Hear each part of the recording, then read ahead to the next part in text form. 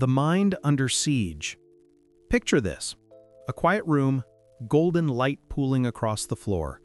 But inside your mind, there's a subtle vibration you can't quite shake. A sense of internal noise, not loud enough to overwhelm you, but persistent enough to keep you slightly on edge. This is the invisible siege of modern life. Every notification, headline, advertisement, and opinion that flows through your devices acts like a tap on the walls of your inner world. None of them individually feel catastrophic, yet together they erode your sense of center, fragment your focus, and make your thoughts feel borrowed rather than chosen. Marcus Aurelius wrote from his battlefield tent that the mind has the power to remain unmoved, even in chaos. But chaos in his world was physical: armies, plagues, the politics of empire.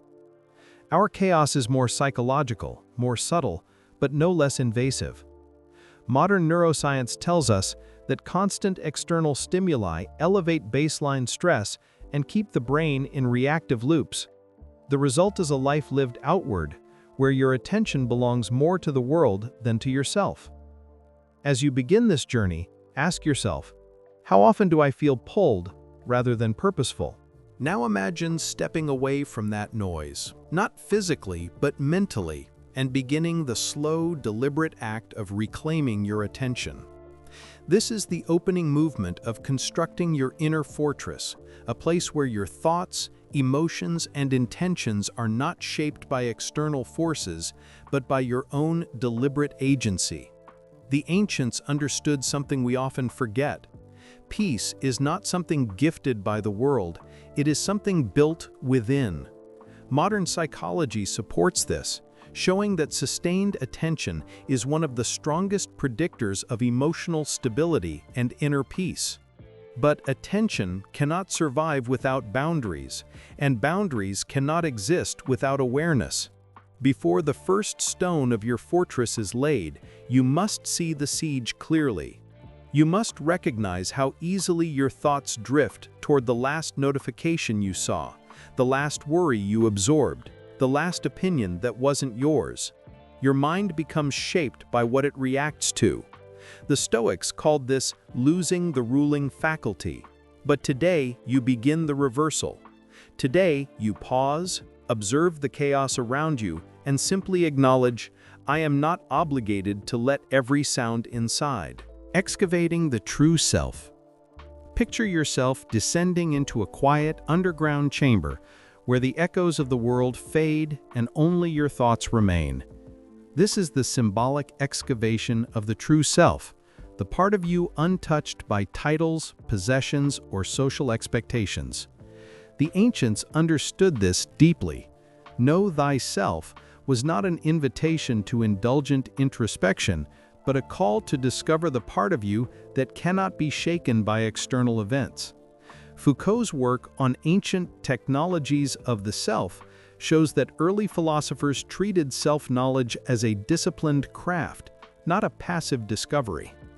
Modern psychology agrees.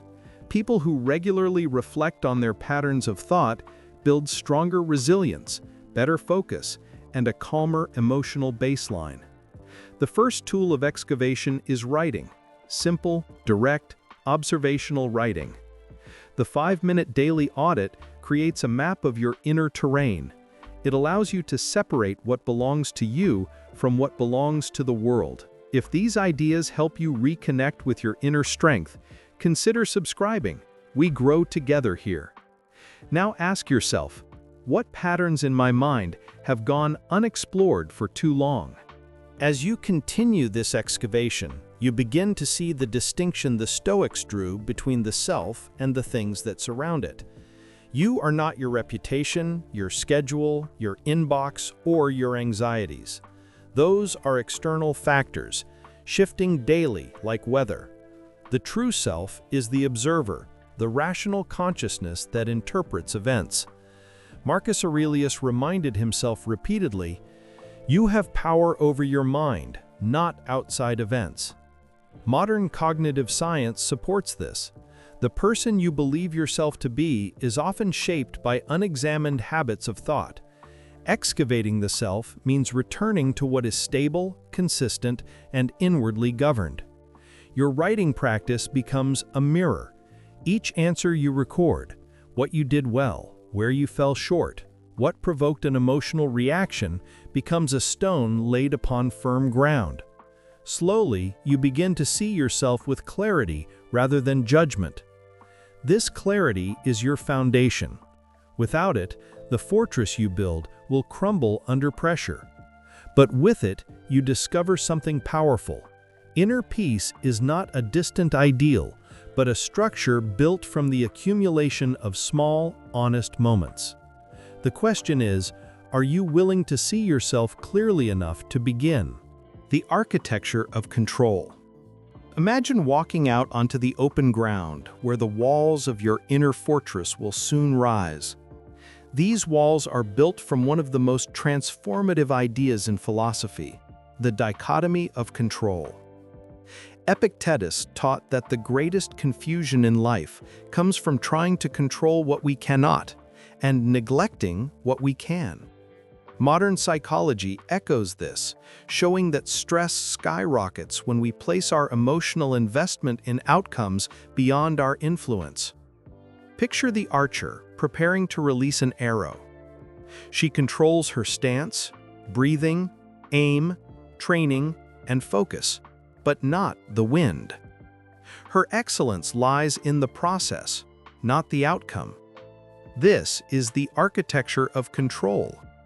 When you focus your energy on what is yours, your effort, your choices, your intentions, your character, your inner world becomes fortified. When you disperse your energy across events you can't govern, your walls weaken. To begin constructing these walls, list the concerns that pull your attention outward: opinions, outcomes, global events, old regrets. Then ask the central Stoic question: is this within my control? This simple inquiry becomes the cornerstone of your emotional freedom.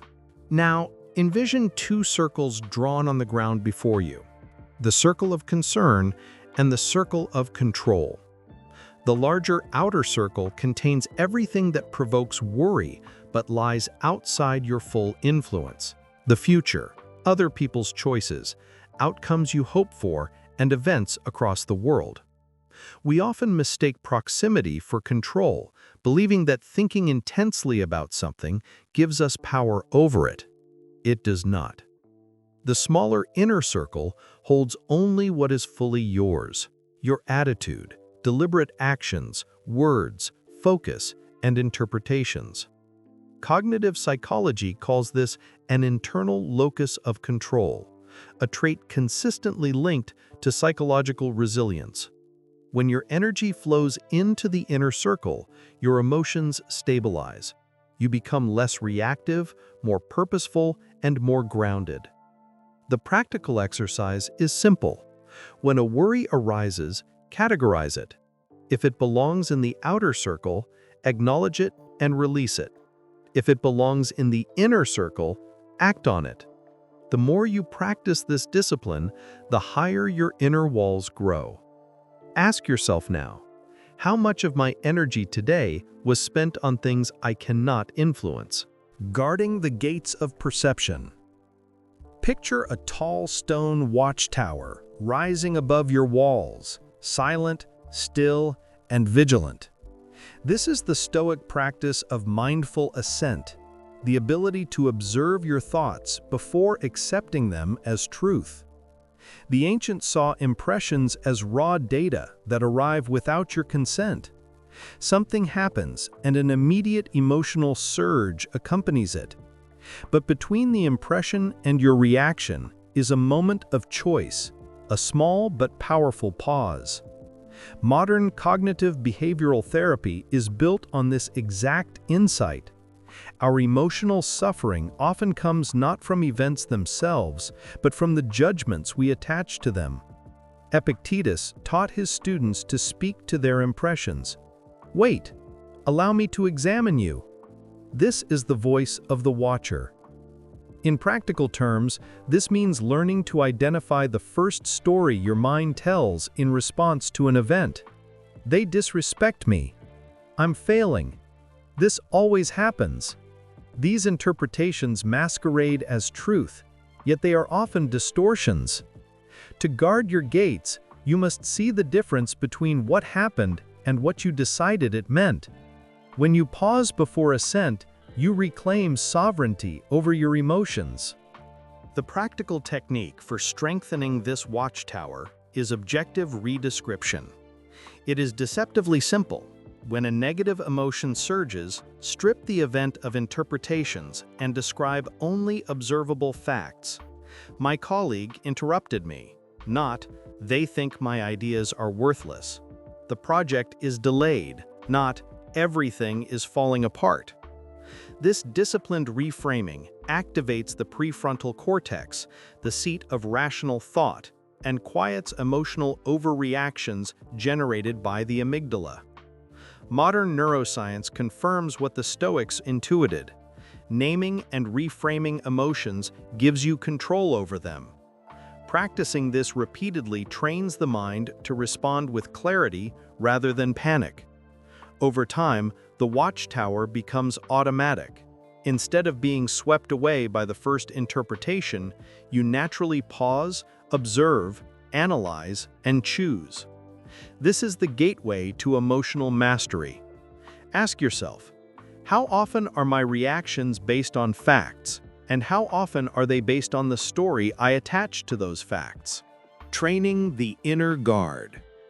Now picture the inside of your fortress. Fortified walls, rising watchtowers, and a wide courtyard bathed in warm morning light.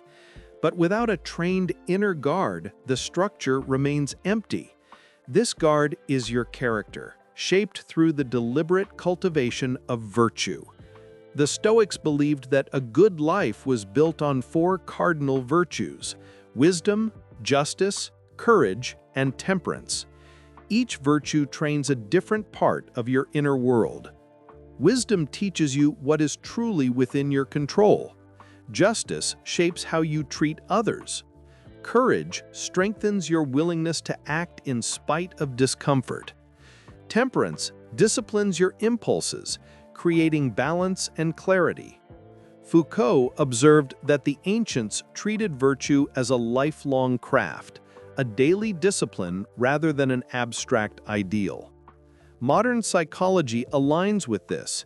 Consistent small actions shape identity far more than occasional dramatic efforts. The daily philosopher exercise places you on active duty.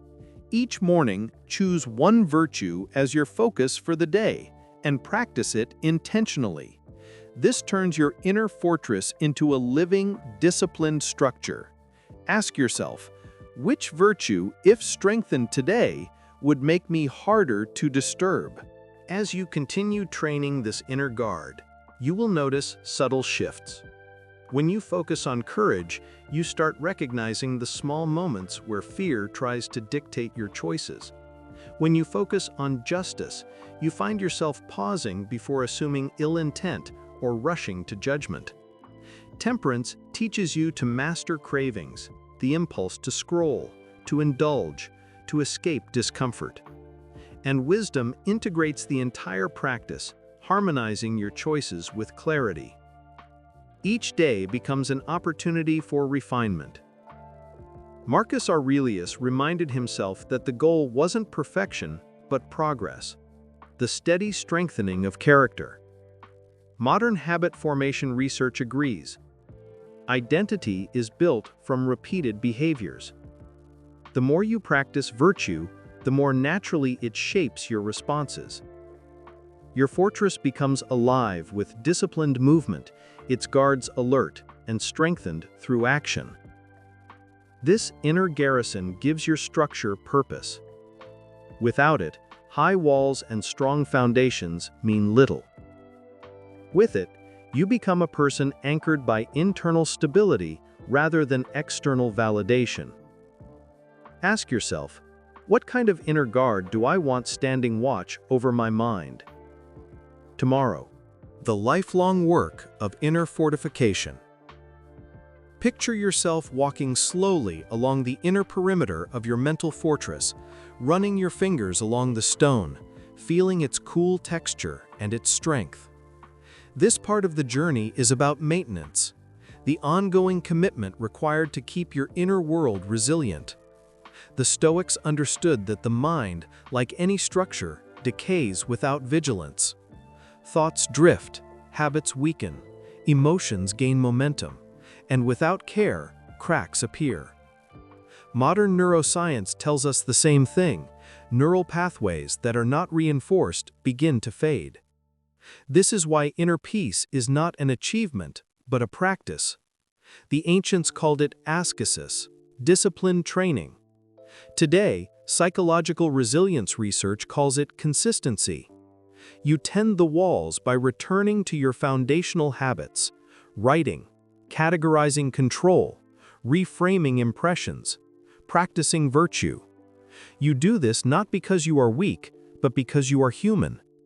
Marcus Aurelius wrote daily reminders not because he forgot them, but because the mind, left on autopilot, slides back into reactive patterns. As you walk along these inner stones, ask yourself, what habits maintain my inner stability, and which ones erode it? As you continue your walk through this quiet citadel, you begin noticing where the walls feel strong and where they need attention. Perhaps your foundation of self-awareness feels solid, yet your watchtower, your capacity to pause before reacting, needs reinforcement. Or maybe your practice of the virtues is strong, but your boundaries around external noise have become porous. Recognizing these areas is not a sign of failure, it is evidence of clarity. Modern psychology emphasizes that awareness of your weak points is the single strongest predictor of eventual growth. The ancients knew this too. Seneca wrote that self-examination is the daily ritual through which weakness becomes strength. The practical application for this part of the fortress is the weekly reflection. Once a week, spend 10 minutes identifying one area of your inner world that needs reinforcement. Then choose a single small practice to strengthen it. This is how the fortress evolves, not through dramatic overhauls, but through steady, attentive care. The question now becomes, which part of your inner structure deserves strengthening this week? The citadel of stillness and purpose. Now ascend the final staircase of your fortress, rising toward the inner citadel, the highest chamber where stillness and purpose reside. Here you step into a quiet, sunlit room at the center of your mind. This is not an escape from the world, but a vantage point above it. The Stoics believed that peace emerges when you align your actions with your deepest principles. Modern psychological research calls this values-based living, acting consistently with what matters most to you. When you move through life guided by a sense of purpose, external noise loses its power. In this inner chamber, you feel the difference between reaction and intention. You sense the steadiness that comes from choosing your responses rather than being carried by instinct or emotion. From this place, the world's noise becomes distant, like wind brushing against thick walls. This is the heart of the fortress, a quiet clarity that cannot be purchased, taught overnight, or borrowed from others. It must be built. As you sit in this chamber, ask, what purpose anchors me when the world becomes loud?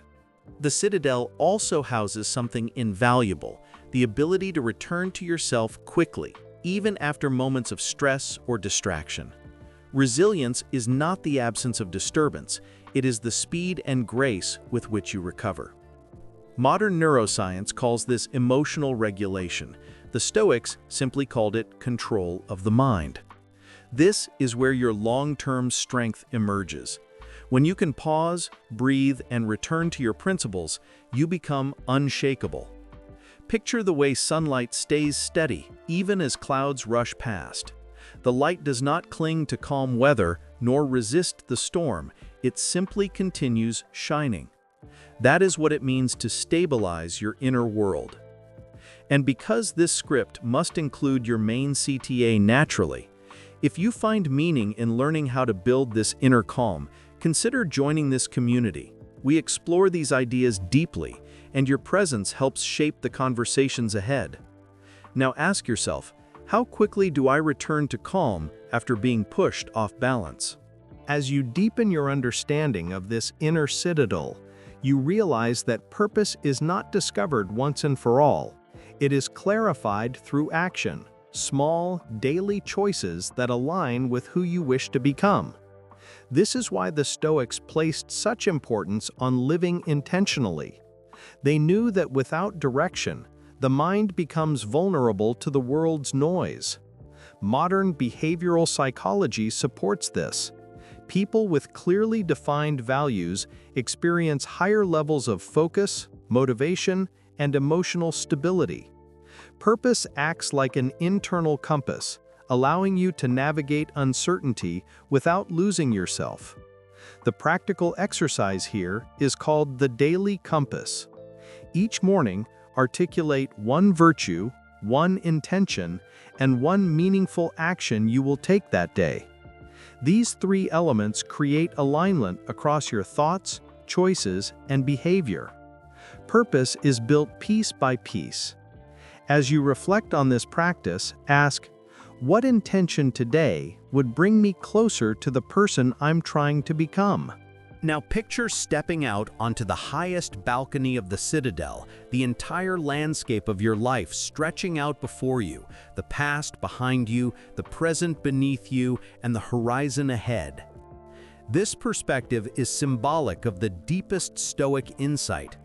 Life is shaped not by what happens to you, but by the principles through which you interpret it. From this height, small irritations lose their power. Past mistakes soften, and the future becomes less threatening. You stand not as a passive observer, but as an active participant in your inner evolution. Modern psychology calls this perspective-taking, the ability to momentarily elevate your viewpoint to reduce emotional bias. From this clearer vantage point, you begin to see the patterns of your life with compassion instead of criticism. The practical takeaway is this: whenever you feel overwhelmed, imagine rising to this balcony within yourself. Breathe, observe, and ask, what would the wiser version of me see from up here? The living fortress. As you descend from the citadel and walk through your inner fortress once more, you start to understand a profound truth. This place is alive. It changes as you change. It strengthens as you practice. It weakens when neglected. The Stoics believed that the mind is like a garden. It grows what you cultivate and withers where you place no attention. Modern psychology mirrors this exactly. Neuroplasticity ensures that the habits you repeat wire your brain toward either clarity or chaos. This realization brings responsibility, but also immense empowerment. You are not a fixed identity, you are a work in progress. Every day provides a new opportunity to refine the foundation, reinforce the walls, train the guard, or deepen your purpose. The practical exercise here is the daily return. Each evening, choose one moment where you upheld your principles and one moment where you abandoned them. This keeps the fortress alive through daily awareness. Ask yourself, what did my inner fortress look like today? Strong, neglected, or somewhere in between? Now imagine opening the gates of your fortress, not to let chaos in, but to re-enter the world with strength rather than vulnerability. This is the purpose of the fortress, not isolation, but engagement. The Stoics were not monks hiding from the world. They were leaders, teachers, parents, and citizens. They built their inner citadels so they could stand firm in the face of life's demands. Modern psychology calls this psychological flexibility, the ability to adapt to circumstances without abandoning your values. When your inner world is strong, You can meet challenges with calmness, approach conflict with clarity, and engage uncertainty with confidence. The fortress enables you to remain steady in a world that often feels unstable. The practical application here is simple. Before you act, ask, is this choice coming from strength or from fear? The answer reveals whether you are acting from within the fortress or outside it. Consider now, what part of your life would transform if you operated from inner strength rather than reactivity? The lifelong path of mastery. You now stand at the threshold of your newly built fortress, aware that this structure will require attention for the rest of your life. The Stoics understood that mastery is not a finish line, but a rhythm, a daily return to the practices that keep you grounded. Modern research into habit formation confirms this. Long-term change emerges from repeated small actions, not sudden transformations. This final lesson is about integrating everything you've built: the foundation of self-awareness, the walls of control, the watchtower of mindful ascent, the inner guard of virtue, the citadel of purpose, and the living, evolving nature of it all. The integration practice is the 7-day challenge. For the next week, choose one technique: daily audit, circle of control, objective redescription, daily philosopher, weekly reflection, daily compass, or daily return, and commit to it. This creates momentum, clarity, and identity. Ask yourself, which practice will I choose to deepen first? Returning to the world with strength. You now walk back out into the world, not as someone overwhelmed by its noise, but as someone fortified from within. The journey you've taken mirrors the ancient path practiced by Marcus Aurelius, Seneca, Epictetus, and countless others who sought peace not by escaping the world, but by mastering themselves within it. Your inner fortress is not a metaphor. It is a psychological structure built through awareness, discipline, reflection, and action. And because this is your final CTA spoken with calm sincerity, if this journey helped you strengthen your inner world, consider subscribing and joining our community. We explore these ideas deeply, without shortcuts or noise. Remember this: the world will always be loud, but the mind you've built inside can remain steady, clear, and unshaken. The citadel is yours now. Maintain it, protect it, and whenever life feels overwhelming, return to the quiet room at its center, where stillness becomes strength.